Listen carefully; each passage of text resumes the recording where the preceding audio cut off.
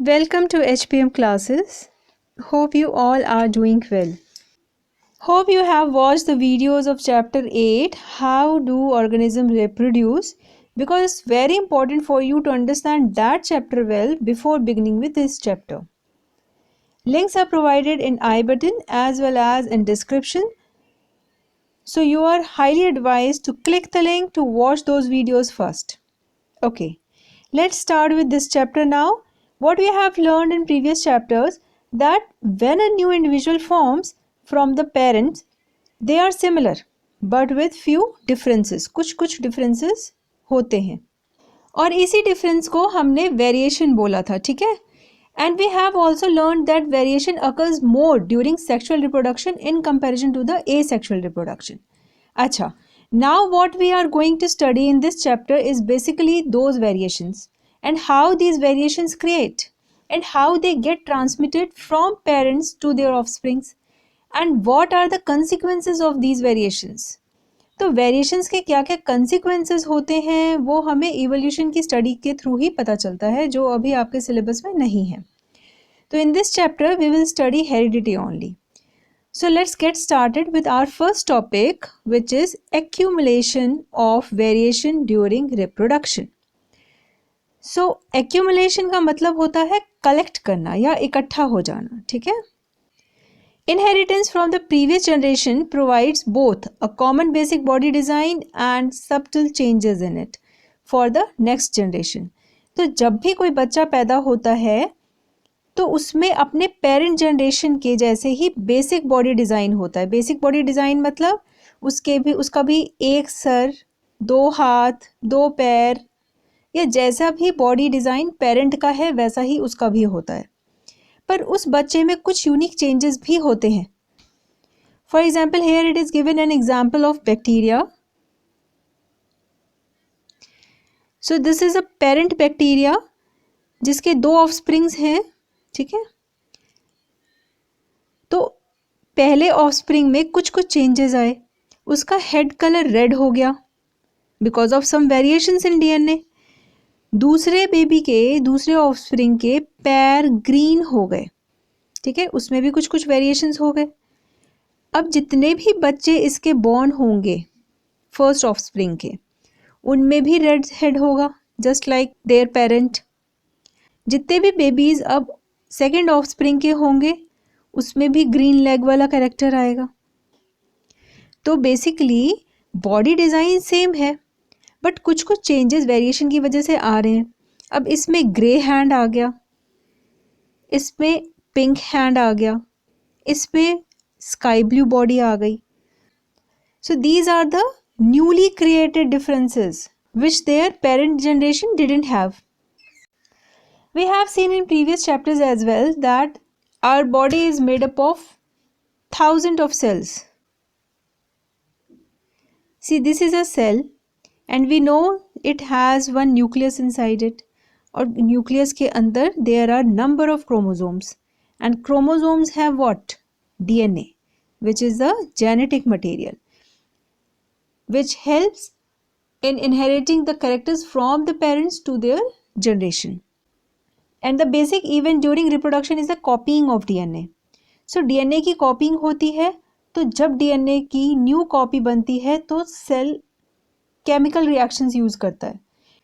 And we all know that chemical reactions are not that accurate, means they are not reliable, ठीक है? कुछ ना कुछ variations हो ही जाते हैं, कुछ ना कुछ गड़बड़ हो जाती है, मतलब DNA की एग्जैक्ट कॉपी नहीं बनती, ठीक है? अगर आपको मैं कोई ड्राइंग बोलूँ करने को, maybe you are very perfect in drawing but even though अगर आप सेम ड्राइंग को 10 टाइम्स बनाओगे तो हर बार कुछ ना कुछ चेंजेस तो हो ही जाएंगे.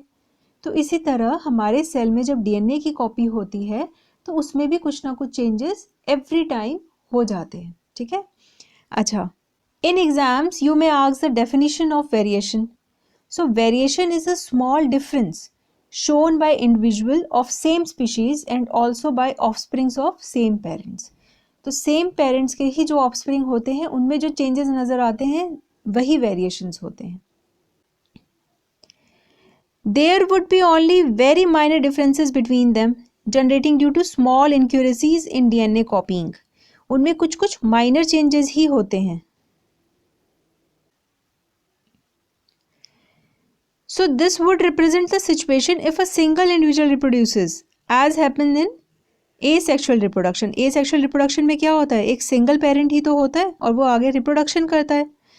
If one bacterium divides and then the resultant two bacteria divide again, the four individual bacteria generated would be very similar, but there would be only very minor differences between them, generated due to small inaccuracies in DNA copying. DNA copy में कुछ ना कुछ inaccuracy हो जाती है जिसकी वजह से कुछ ना कुछ चेंजेस हर जनरेशन में दिखाई देते हैं. So this is very important line. In exams you may be asked कि variations cause कैसे होता है. So you will have to write that due to small inaccuracies in DNA copying. Hope you have understood. तो हमने देखा कि variation के बाद ये बैक्टीरिया के 4 अलग अलग इंडिविजुअल बन के तैयार हो गए. बट क्या नेचर में इन सारे वेरिएंट्स को सर्वाइव करने का मौका मिलेगा? So answer is no. It's totally dependent upon the nature of variation. कैसा वेरिएशन हुआ है उस पर डिपेंड करता है. What we have seen that when an organism reproduce 2 new individual come, ठीक है, और उनमें कुछ ना कुछ वेरिएशन होता है. जैसे इसमें वेरिएशन की वजह से हेड रेड कलर का हो गया, इसमें वेरिएशन की वजह से लेग्स ग्रीन कलर की हो गई. अब जब ये ऑर्गेनिज्म रिप्रोड्यूस करेगा तो इसके जो ऑफस्प्रिंग्स आएंगे उनमें भी रेड हेड होगा, बट उनमें भी कुछ वेरिएशंस आएगा. लाइक इसमें पिंक कलर का हैंड आया. Now when this individual will reproduce, it's offsprings will have read head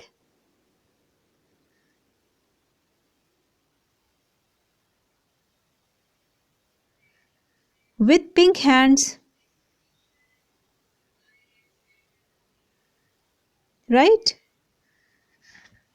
Now if we will count how many organisms are there, those who have pink color hands, so 1 2 and 3. And how many organisms are there, those who have red color head, so 1 2 3 4 and 5. What does this mean?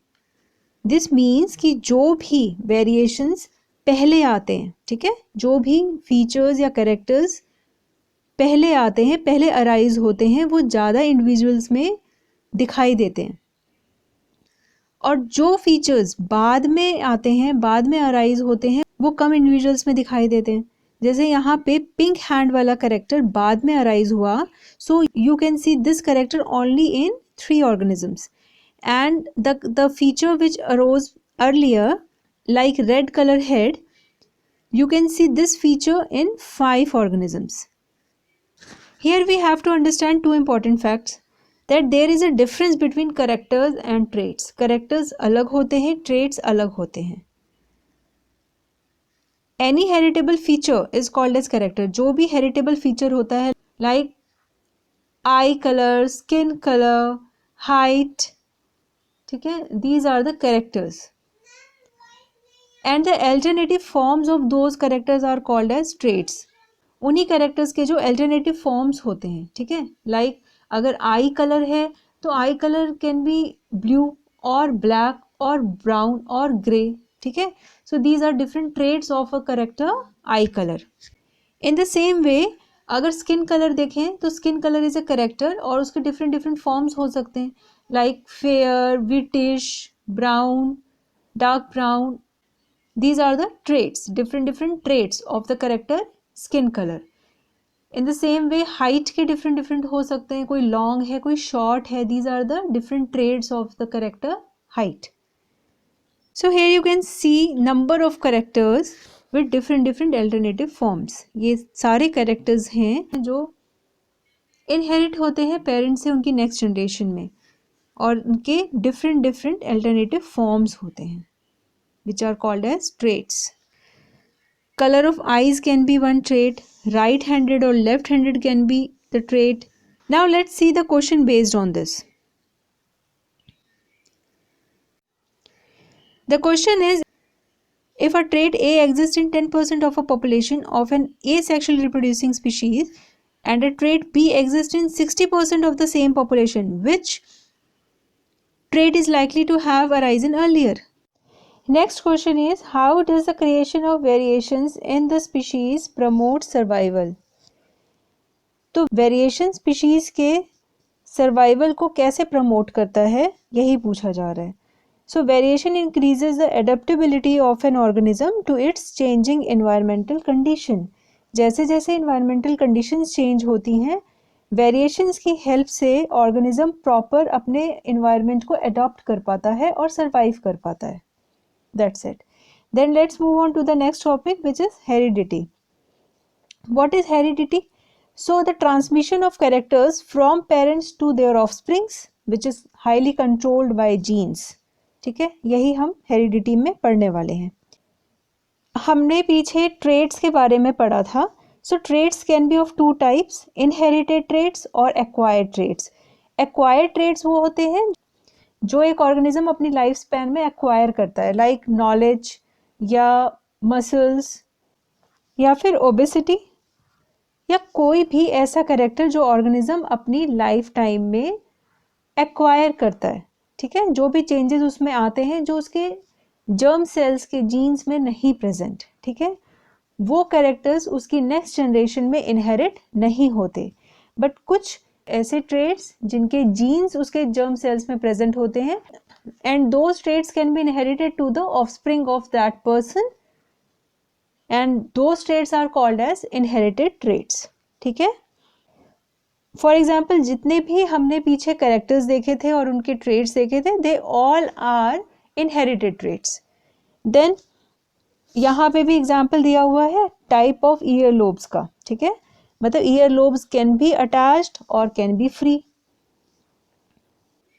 Now let's move on to the main topic of this chapter, which is rules for the inheritance of traits along with Mendel's contribution. The rules for inheritance of such traits in human beings are related to the fact that both the father and the mother contribute practically equal amount of genetic material to the child. एक बच्चे में दोनों parents के gene आते हैं, father के भी और मदर के भी, और वो नॉर्मली इक्वल अमाउंट में ही आते हैं. ठीक है, we know that we humans have 46 number of chromosomes, out of which our germ cells contains only 23 number of chromosomes along with half amount of DNA. right? सिर्फ हाफ अमाउंट DNA का father से आता है, half amount mother से आता है, पर दोनों में ही सेम जीन्स प्रेजेंट होते हैं. सो फादर के स्पर्म सेल्स में 23 number of chromosomes along with half amount of DNA present होते हैं. ऐसे ही मदर के सेल में 23 number of chromosomes along with half amount of DNA present होते हैं. अब information for each character is coming from both parents. जो half amount of DNA दोनों पेरेंट्स से आ रहे हैं, उन DNA में इंफॉर्मेशन होती है हर कैरेक्टर के लिए. Now who will decide which gene will be seen? कैसे डिसाइड होगा? Now suppose if papa is tall and mama is short, then tallness और शॉर्टनेस दोनों के ही कैरेक्टर्स बच्चे में आ रहे हैं. या तो बच्चा टॉल होगा या शॉर्ट होगा. So to understand this well, Mendel did some experiments on pea plants. तो यही प्रोसीजर समझने के लिए मेंडल ने पी प्लांट पे एक्सपेरिमेंट्स किए थे. First of all we should know who is Mendel. So the full name of Mendel is Gregor John Mendel, जो कि एक मॉन्क थे और उन्हें गार्डनिंग का बड़ा शौक था. He had so many plants in his garden, और उसमें से उन्होंने पी प्लांट पे अपनी स्टडीज़ की थी. उन्होंने बेसिकली 7 कॉन्ट्रास्टिंग कैरेक्टर्स पे काम किया था पी प्लांट के, लाइक हाइट, फ्लावर कलर, सी पॉड कलर, सी शेप, ऐसे ही डिफरेंट 7 कैरेक्टर्स पे उन्होंने काम किया था. You can see those characters which were chosen by Mendel on the screen. But before going to that, we should know some basic things regarding this. Mendel did his experiments on pea plant, which is a flowering plant. So first of all, let's recap what is pollination. You have also studied about pollination in previous chapter. So pollination can be of two type, self and cross. ठीक है, अगर एक ही flower के स्टेमन से sperms निकलते हैं और उसी के पिस्टल पे जाके अटैच हो जाते हैं, तो this is called as self pollination. और अगर एक प्लांट के फ्लावर के पोलेंस दूसरे प्लांट के फ्लावर के स्टिग्मा पे जाके स्टिक करते हैं तो दैट इज क्रॉस पॉलिनेशन। ठीक है, क्लियर है। ऐसे ही हमने एक टर्म सुना होगा cross breed, which means new crop prepared by crossing two different plants. Clear. Now let's discuss about gene. What is gene? We all know that inside the cell we have a nucleus and inside the nucleus we have number of chromosomes. और chromosomes में क्या होता है? DNA. ठीक है? So this is our DNA. This is the double helical structure of DNA which has nitrogenous bases like adenine, guanine, cytosine, thymine. अब जो DNA का एक पार्ट होता है वो कहलाता है gene, which has the information for a specific type of protein. ठीक है, और डिफरेंट प्रोटीन ही हमारी बॉडी के स्ट्रक्चर को बनाते हैं, तो ये जीन किसी एक स्पेसिफिक प्रोटीन के इंफॉर्मेशन को कैरी करता है। ठीक है, वही प्रोटीन्स आगे जाके एंजाइम्स और हार्मोन्स बनाते हैं, वही प्रोटीन्स हमारी बॉडी के स्ट्रक्चर को बनाते हैं। So a specific part of DNA which is called as gene has the complete information that which protein will be formed. ठीक है, और different protein ही आगे different body के characters को determine करते हैं। Suppose ये part ये बता रहा है कि कान की शेप कैसी होगी, ये पार्ट बता रहा है कि आई का कलर कैसा होगा। ऐसे ही जो different parts होते हैं DNA के, वो different proteins की information carry करते हैं। So we can say gene is a unit of information found in DNA which encodes for a specific protein. And gene is the basic unit of heredity which passes character from one generation to another.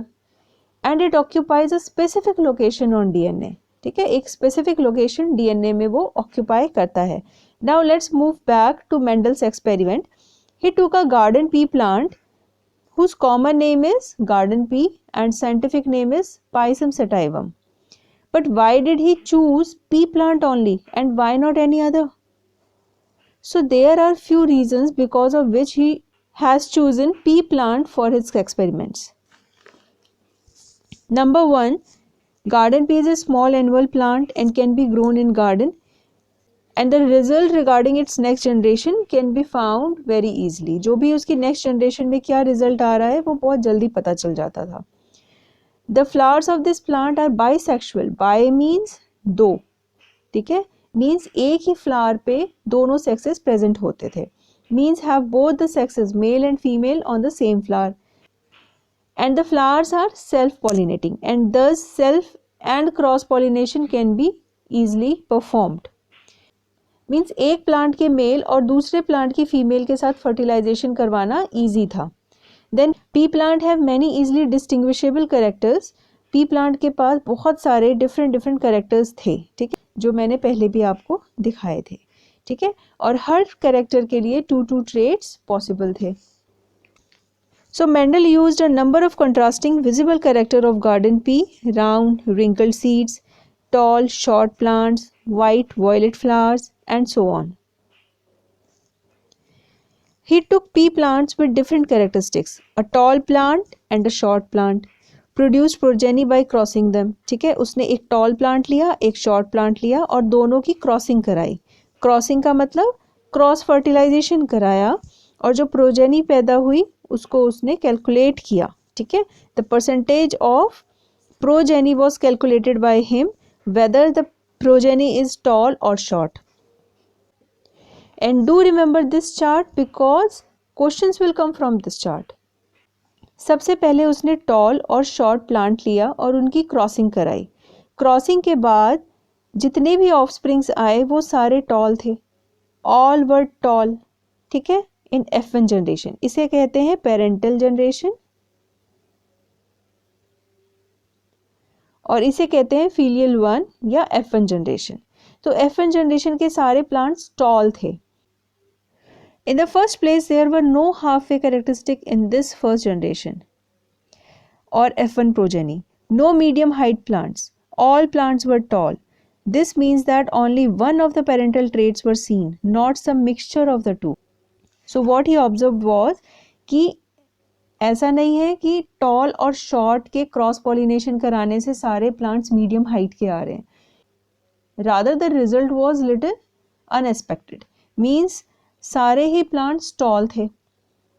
So the next question was, were the tall plants in the F1 generation exactly the same as the tall plant of the parent generation? अब जो question arise हुआ वो ये था कि क्या सारे plants जो टॉल हैं F1 जनरेशन के, वो क्या अपने पेरेंट जनरेशन की एग्जैक्ट कॉपी हैं? क्या उनमें वही जीन्स प्रेजेंट हैं जो उनके पेरेंट सेल्स में थे? Mendelian experiment tests this by getting both the parental plants and these F1 tall plant to reproduce by self pollination. उसने पेरेंटल प्लांट्स की और F1 प्लांट्स की सेल्फ पॉलिनेशन कराई.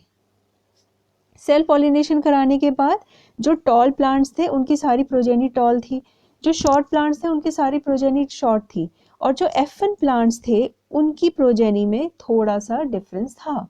Like he got 3 tall plants along with 1 short plant in the ratio of 3:1. However, the second generation or F2 progeny of F1 tall plants are not all tall. Instead, 1/4 of them are short. This indicates that both the tallness and shortness traits were inherited in the F1 plant. F1 plant में दोनों ही genes आए थे, tallness का भी और shortness का भी. But only the tallness trait was expressed. This led Mendel to propose that 2 copies of factors, now called genes. तो ये क्वेश्चन में आपसे पूछा जा सकता है कि मेंडल ने कौन सा टर्म यूज किया था जीन्स के लिए. So he used the term factor for genes. So these factors were controlling the traits which are present in the sexually reproducing organisms. अपने एक्सपेरिमेंट के बेसिस पे मेंडल ने ये प्रपोज किया कि हर सेक्सुअली रिप्रोड्यूसिंग ऑर्गेनिज्म में एक ही ट्रेट के लिए 2 जीन्स आते हैं, एक फादर से एक मदर से. तो these two may be identical or may be different depending upon the percentage. तो कौन सा जीन किस परसेंटेज पे आया है उस पे डिपेंड करता है कि दोनों जीन्स आइडेंटिकल होंगे, मतलब होमोजाइगस होगा ऑर्गेनिज्म, या दोनों जीन्स डिफरेंट होंगे, मीन्स ऑर्गेनिज्म हेट्रोजाइगस होगा. And because of his contribution in discovering the role of genes, he is called as father of genetics. तो क्या किया उसने, let me explain you. 2 homozygous plants लिए, capital T and small T. Homozygous क्यों? Homo means same. तो दोनों ही plants में जो जीन्स थे वो बिल्कुल सेम थे. ये टॉल प्लांट्स थे और ये शॉर्ट. ठीक है. तो मेंडल ने इनकी क्रॉसिंग कराई.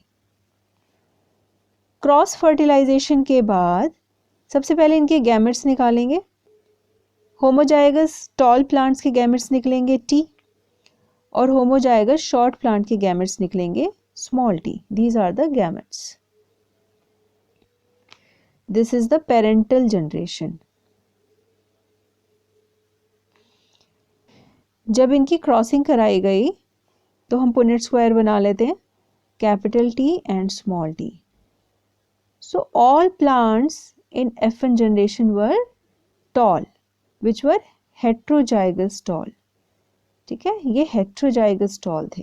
Parents were homozygous tall and homozygous short, but the progeny was heterozygous tall, means they have the genes for both the characters. Then further जब F1 plants की self pollination कराई गई, दोनों के genes मिले capital T small t and capital T and small t. ठीक है, एक पुनेट स्क्वायर बनाएंगे, capital T small T, capital T small T.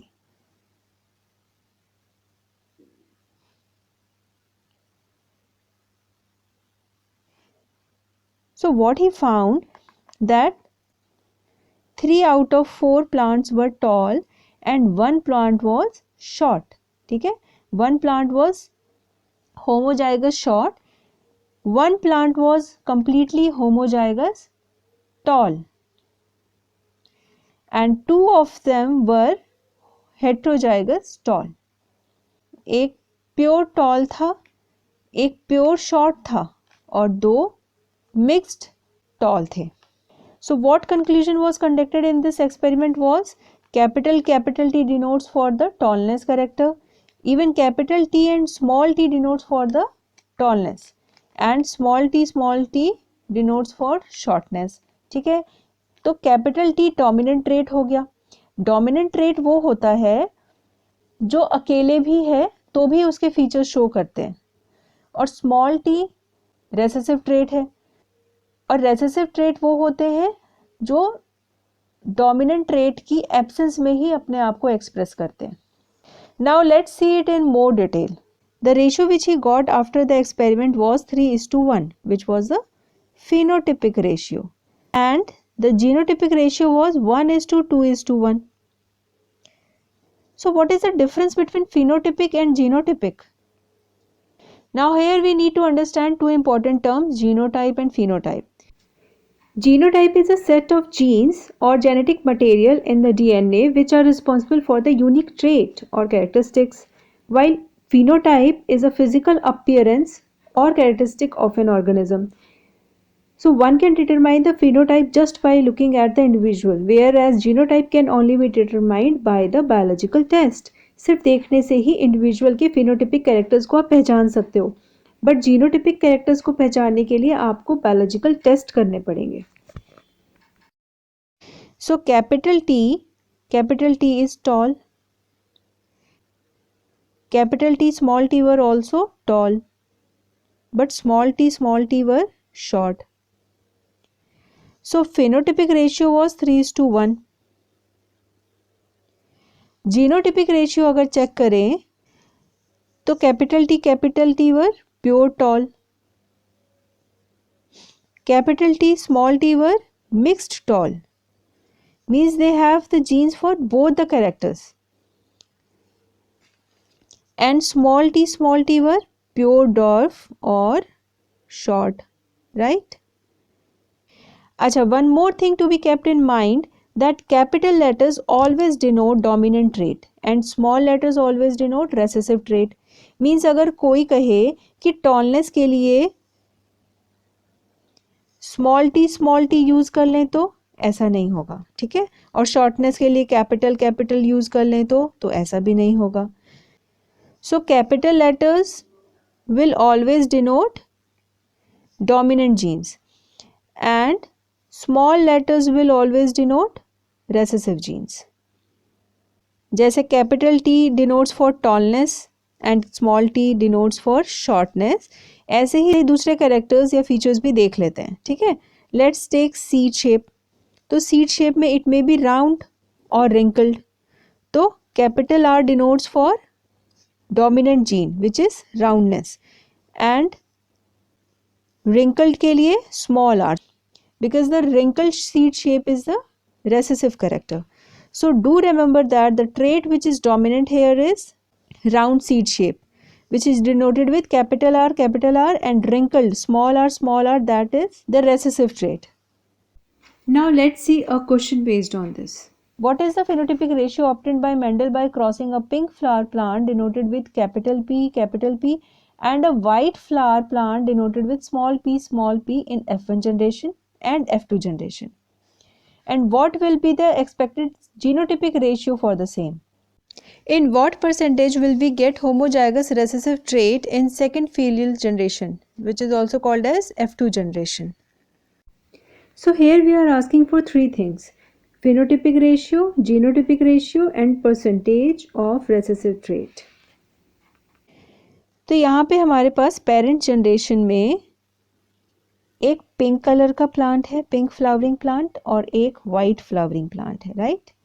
अब दोनों के ही गैमेट्स निकाल लेंगे. Capital P and small p, right. हम पहले पुनेट स्क्वायर बना लेते हैं, capital P and small p. So we will get a plant with capital P and small p, ठीक है. सो F1 जनरेशन में हमें मिल गए capital P small p, capital P small p, right. And all were pink in colour, जितने भी flowers होंगे इनके वो पिंक कलर के होंगे। अब अगर इनका सेल्फ पॉलिनेशन कराया जाए, capital P small p, capital P small p, which were phenotypically pink in color.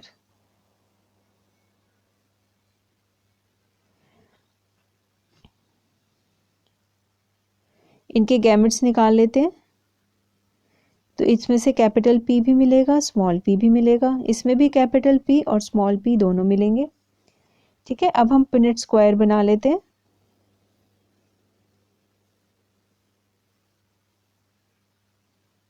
Capital P small p, capital P small p. So one will be homozygous, means pure pink.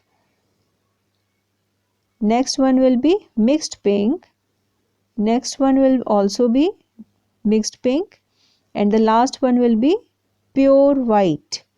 Means हमें क्या मिला? Phenotypic ratio हमारा यहाँ पे हो गया 3:1 because we got 3 pink along with 1 white. और genotypic ratio हमारा हो गया 1 pure pink, 2 mixed pink and again 1 pure white. So this is your genotypic ratio and this will be your phenotypic ratio. Hope you have understood. So let me write here more clearly that phenotypic ratio was 3:1 and genotypic ratio was 1:2:1. So 1 is pure pink, 2 are mixed pink and 1 is pure white. अच्छा, now can you tell me which plant was absent in F1 generation but present in F2 generation? कोई एक plant था जो F1 generation में present ही नहीं था, F2 में present था। वो था हमारा homozygous white plant, right? Which was absent in F1 generation but present in F2 generation. So what would be the reason behind this? So white color is recessive trait which was not expressed in F1 generation. The recessive traits get expressed in F2 generation after self pollination. ठीक है, तो small p was homozygous plant, capital P small p is heterozygous plant. F1 में सिर्फ dominant trait ही दिखाई देते हैं और F2 में रेसेसिव ट्रेट्स अपने आप को एक्सप्रेस करते हैं, बट F1 जनरेशन में रेसेसिव ट्रेट्स अपने आप को एक्सप्रेस नहीं कर पाते. And if we talk about the percentage in which we get recessive trait is 25%. अगर एग्जाम्स में आपसे पूछा जाएगा कि रेसेसिव ट्रेट हमें किस परसेंटेज में मिलता है during monohybrid cross, so we will write in 25%. Now work out which trait would be considered dominant and which is recessive. तो यहाँ पे अब आप बता सकते हो which is dominant and which is recessive, right? Here you can see in this picture as well. यहाँ पर figure 9.4 में एक purple flower को white flower के साथ क्रॉस कराया गया. ठीक है, F1 जनरेशन में सारे flowers purple निकले, but in F2 generation 3 were purple and 1 was white. So here you can see the ratio which was found was 3:1 phenotypic ratio. But genotypic ratio would be 1:2:1. Hope this is clear to you now. Earlier in this chapter I have used the term monohybrid cross. So what is monohybrid cross? A monohybrid cross is a type of genetic cross between two individuals with homozygous genotypes of a single character or trait. मतलब दोनों parents के homozygous genotypes होंगे और उनके एक ही character पे, single character पे ही वर्क किया जाएगा. In another word you can also say the cross occurs between the parents where one parent is homozygous for one trait of a particular characteristic and the other parent is homozygous for the another trait of same characteristic. Means एक पेरेंट homozygous होगा जिसमें दोनों gene same होंगे एक trait के लिए और दूसरे पेरेंट में सेम कैरेक्टरिस्टिक के लिए दूसरे ट्रेट के लिए पेरेंट होमोजाइगस होगा. So in the next video we will start dihybrid cross along with the heredity in human beings. Till then, stay safe, stay at home, and thank you so much for watching the video. Have a nice day.